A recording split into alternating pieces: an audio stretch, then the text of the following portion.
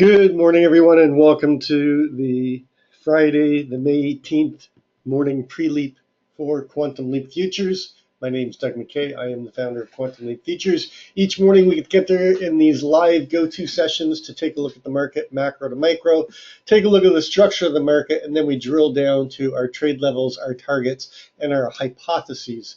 Our hypotheses are our trade plans. We create two main hypotheses, Hypo 1 and Hypo 2. We do not know what the market's going to do, therefore we create a hypo or plan based on who takes control of the market. And then we have two alternative plans, which are our expansion or trend type scenarios. This is a subscription room. If you're interested in checking it out, send me an email at quantumleapfutures@gmail.com. There's no website, there's no blog. This is not a commercial venture. I do everything live here in the go-to, and then we do live trading and analysis during the course of the RTH session. Please read through the disclaimer, if I can find it. Nobody from Quantum Leap is a certified trading advisor. We are retail traders operating within a self-organized learning environment. Past performance is not indicative of future results in any trades that you see in Quantum Leap. Are for education purposes only. Please trade your own due diligence, your own trade plan, and your own risk metrics. So we are pushing the lows right now.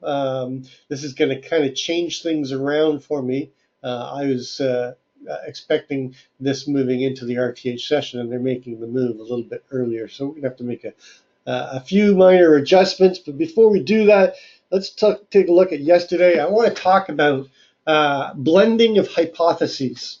Yesterday, our Hypo 1, and you can go and if you want to check these out, my videos on YouTube on the Quantum Leap Futures channel. But our Hypo 1 was a open auction in range, a move up to the 21 to 23 area, then taking out the overnight high and then rotating down to the 17, 18, pushing through to the 27, breaking the key line in the sand at 27.11, and then pushing down to 27.06, finding buyers, rotating up and closing somewhere between 15 and 18. That was Hypo 1. Hypo 2 was open auction in range, a move down towards the overnight low between 27.11 and 27.06. Find buyers, rotate up through to the 27.20, push up, take out the naked VPOC and naked close, push through to that 29 to 31, and then go sideways and close up there. What actually happened? Well, we opened auction, and it looked like we were going to be in Hypo 2. We moved down. We didn't quite get down to the 11 to 06 area. They found buyers, and they rotated up through to the target.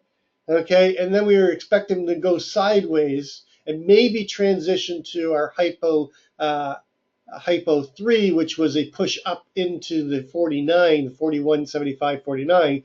But then they roll over and they get back inside of the prior day. Now we're looking for whether we reject the prior day or we transition into Hypo 1. And that's exactly what happened. We pushed down into the 20, stall out there, push through, break the key line in the sand, okay, which was down here, or over, I'm sorry, not our key line in the sand, our over underline at 12, push down to our key line in the sand.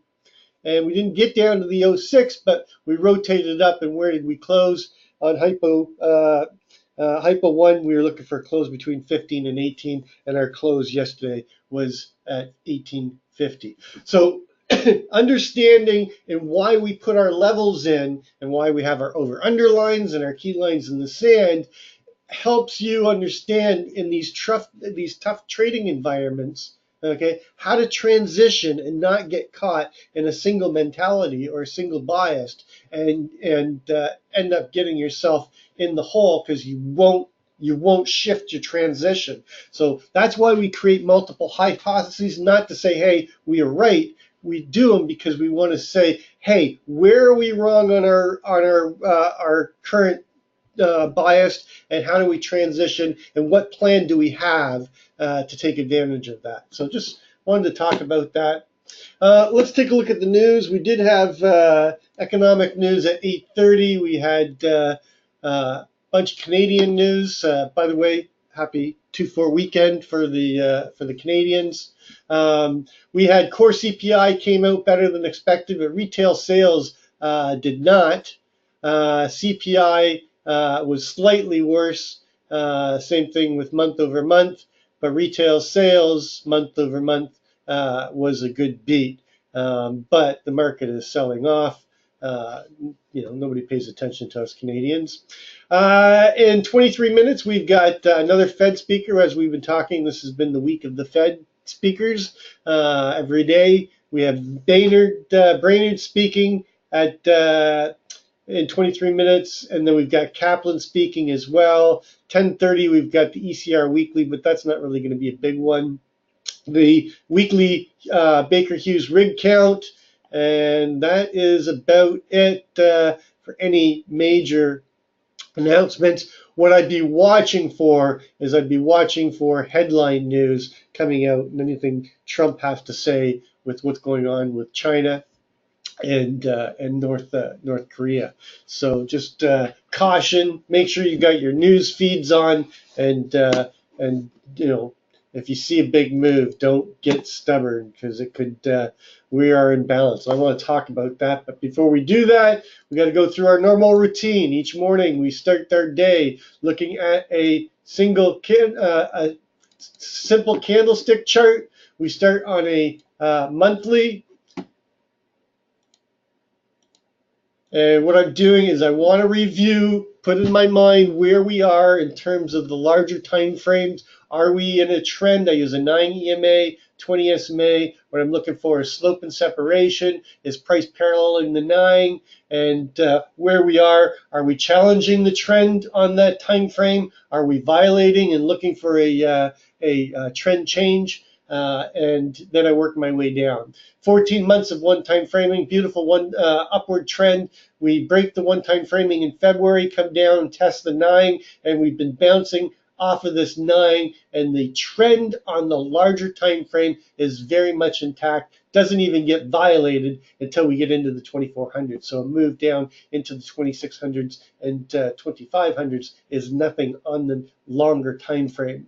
Looking at the weekly, it looked like this upward trend was going to get violated, and we were looking for a possible rotation down. And then in the last 4 weeks, what do? They fight the trend, and they get back the trend change, and they get back above the 9 and the 20. We don't have a lot of slope, we don't have a lot of separation, but the trend still remains intact on the weekly. Going to the daily, it looked like we were going to get a trend change. We started to stair step down, and now they're back above the 9 and the 20. But again, same scenario is we have a lack of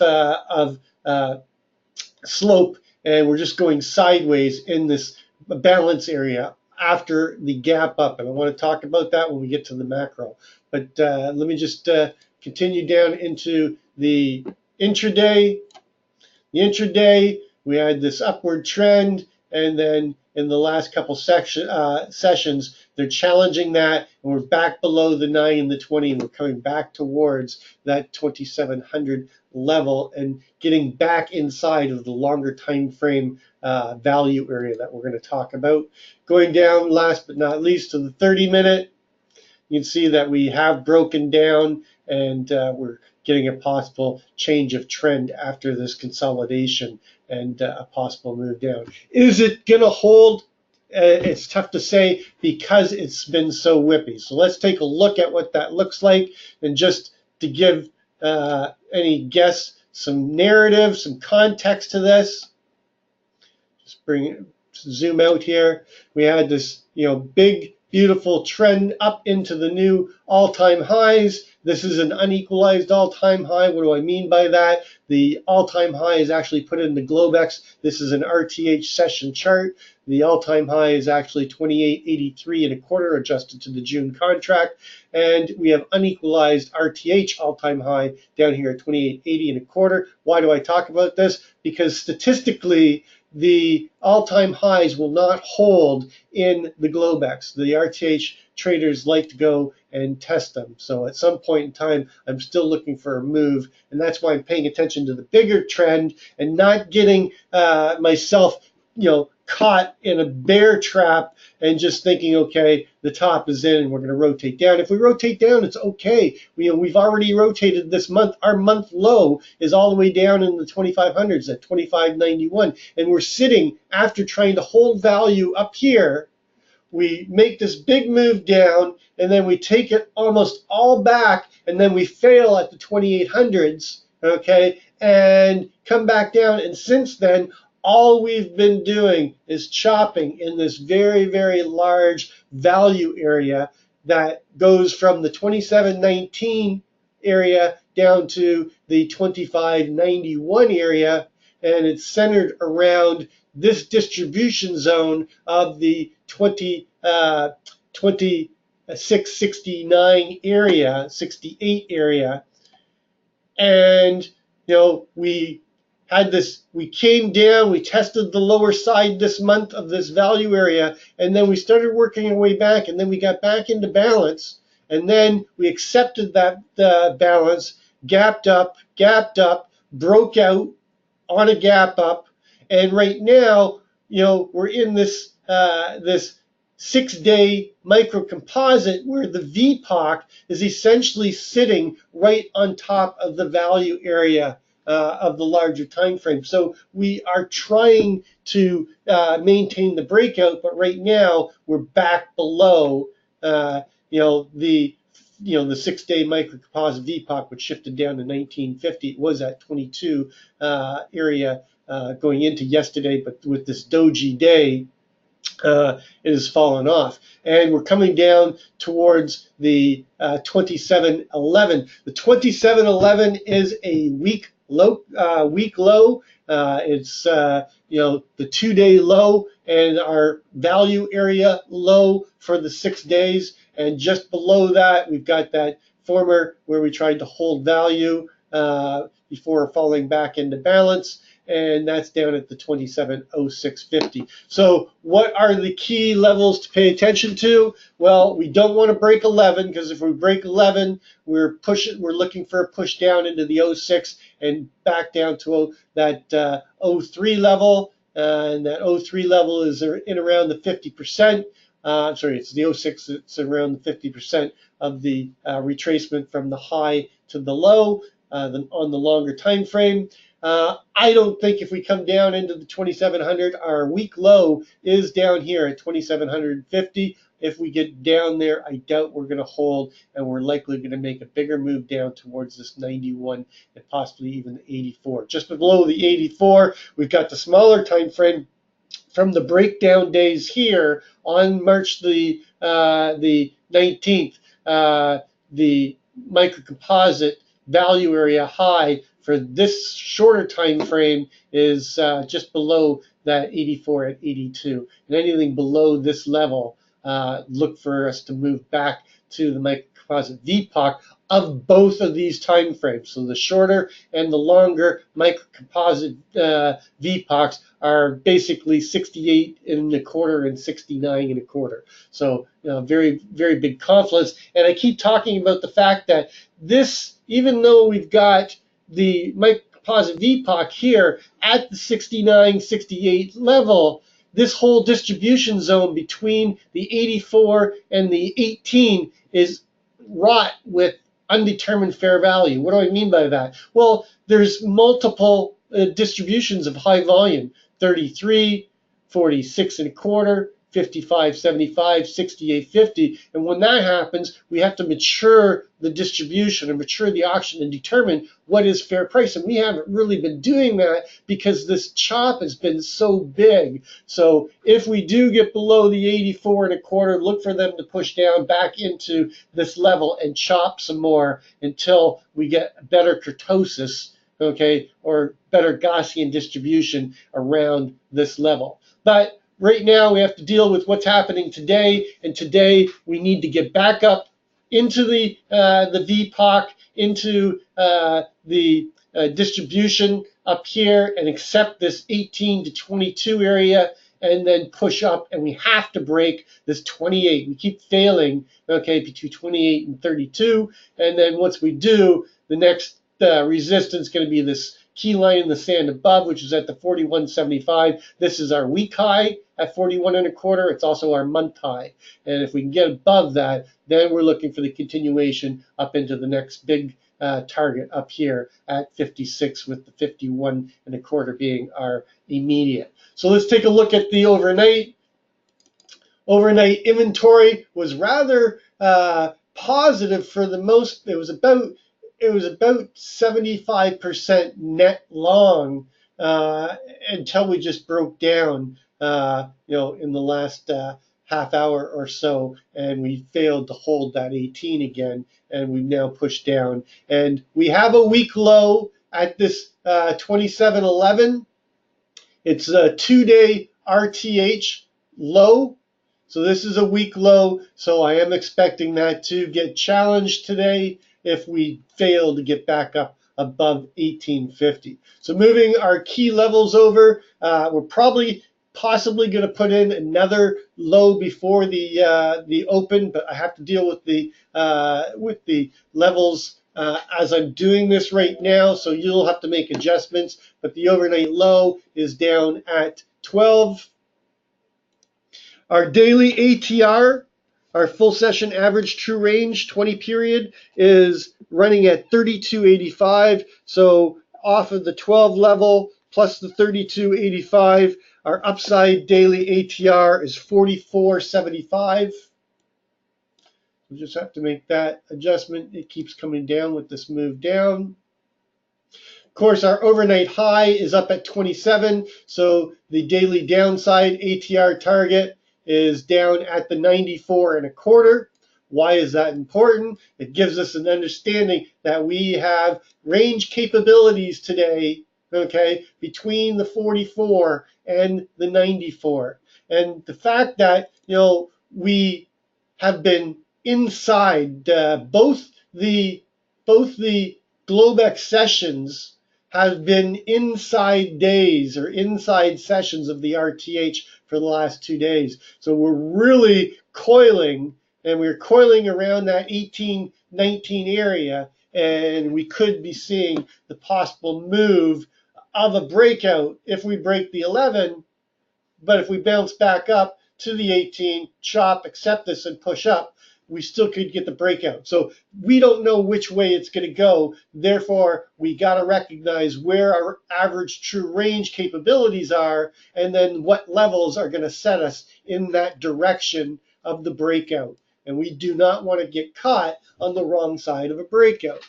And it is Friday, so I caution, never get in a position and let a position get out of control on a Friday. You do not want to go into the weekend with a big loss. It'll suck the emotional capital right out of you, and there's nothing you can do but stew on it until Sunday night or Monday morning.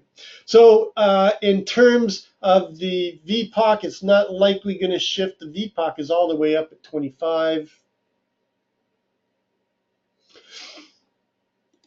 Well, it could shift. We still have some time. We now have this new LVN, but this is not a new area. We already have this area marked as a trade level between the 15 and the 16.75. That is a trade level for me. This is a valid value area, even though, we were talking about this yesterday. These are ugly. Bring to the front. These are ugly looking profiles. We put a lot of volume off. We got good kurtosis around that close and the 20. But for the most part, this value area was very blunt throughout the day, very toothy, with no determined fair value inside of it. And then, on the close, we got a lot of volume put off, and we got some good kurtosis there. So in terms of hypotheses, again, because of the situation, my hypo 1 and hypo 2 are going to be pretty much equally weighted. Now, my bias is to the downside, so I am looking for a hypo 1 that is similar to my hypo 1 yesterday. I'm looking for an open auction just in range outside of value, and then I'm looking for a push up in the value up into the 1920 area, possibly even pushing up to the 25 overnight VPOC, but somewhere between the 20 and the 26. I'm looking for responsive sellers to step in, rotate us down, okay, into the overnight low, chop here, break through the key line in the sand, and push through down into the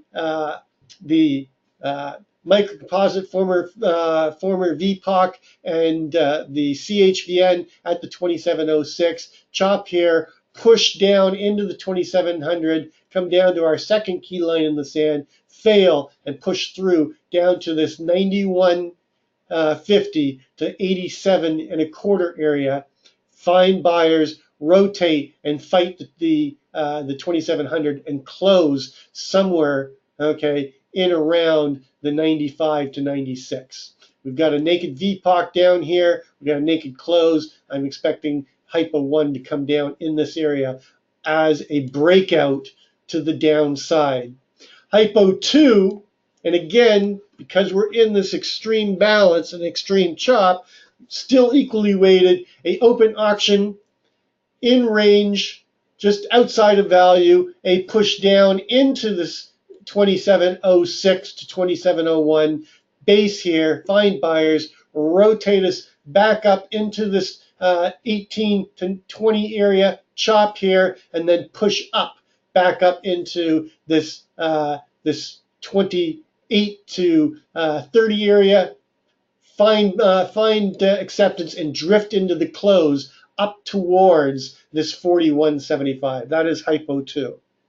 Hypo 3 is going to be a breakdown day, okay, and a big move down and a breakout as a surprise for Friday as people take risk. They're going to take risk off and move to a lower risk instrument due to the fact that this uncertainty with China and North Korea. So open auction in range, possibly push up into the 19 area, but failing, okay, in this 19 to 20 area. Sellers step in strong, push us through down to the 2706 to 2701, chop here, fail, push down, come down into our key line in the sand and the naked close and the naked VPOC, and then flush and get a liquidation break. And we push down and we go into a trend mode and we push down and we trend our way down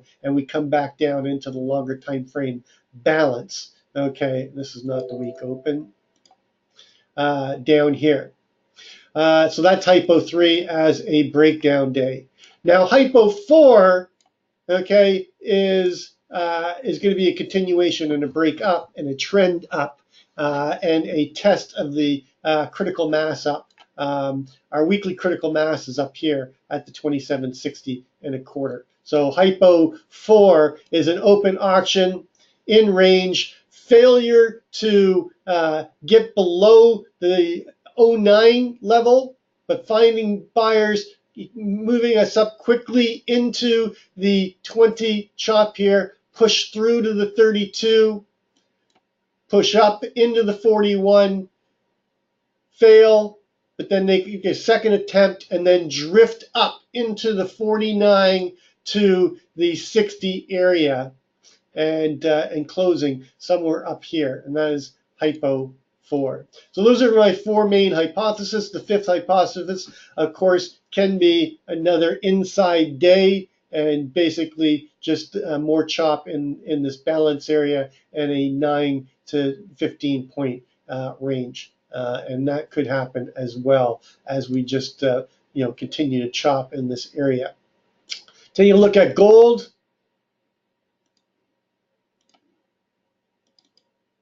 Whoa, what did I just do? Just close my gold chart.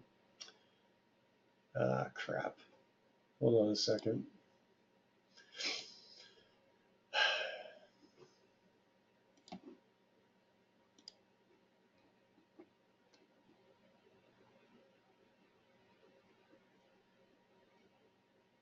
Sorry about this. Sometimes I open the wrong button. I click on the wrong button. All right. So yesterday we were talking about the fact that we had moved down to the 1290.80. This 1290.80 represents the composite VPOC, most traded price, going all the way back to October 24th, 2008. We said that we're likely to chop around here and not get away from it too quickly. We were looking for a move down to the 61.8 retracement of this whole move up.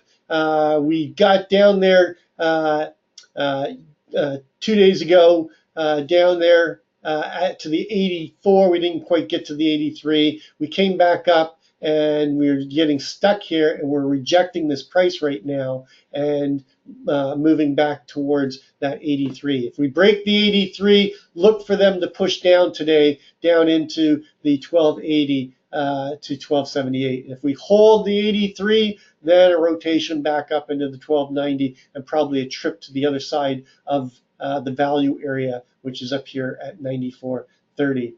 But it looks like they're not letting it back up above the 1290. I was hoping for a move up into the 1300, and I was going to try short up there back towards the 1290 for a move down into the 1279. But I'll be watching this 83 level, and if they don't hold that 83 level, then I'm looking for a bigger move down to the 80, to the 78, and possibly even down here to the 1268 area. So that's what I'm looking at. Gold. That's going to complete our pre-market session. As always, trade well, trade safe, and we'll catch you on the flip side.